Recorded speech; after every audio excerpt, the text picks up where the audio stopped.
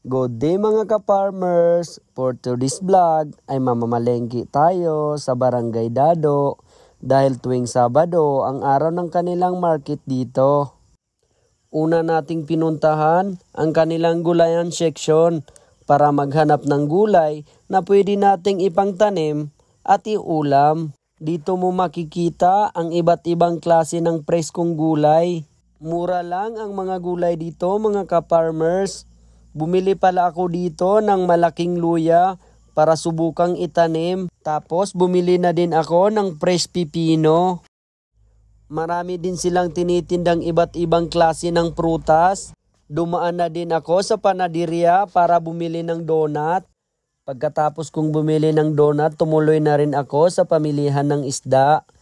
Marami kang mapapagpipili ang isda dito. Mayroong isdang tabang at mayroon ding isdang dagat.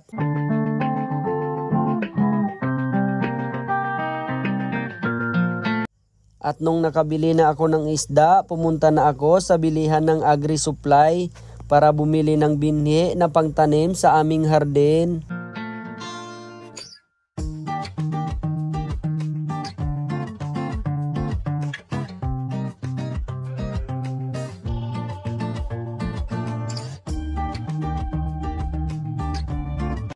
Dahil gusto kong mamotivate ang anak ko sa paglalaro ng basketball, dumaan kami sa covered court para manood ng mga batang naglalaro ng basketball.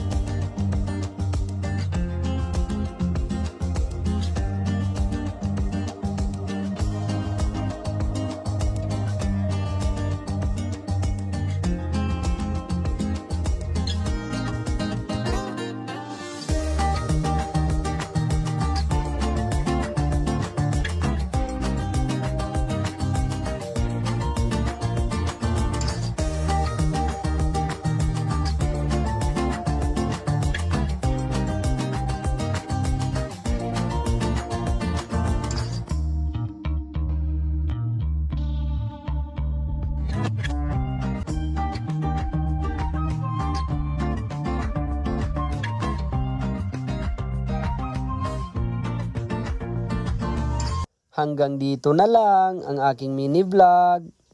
Thank you for watching.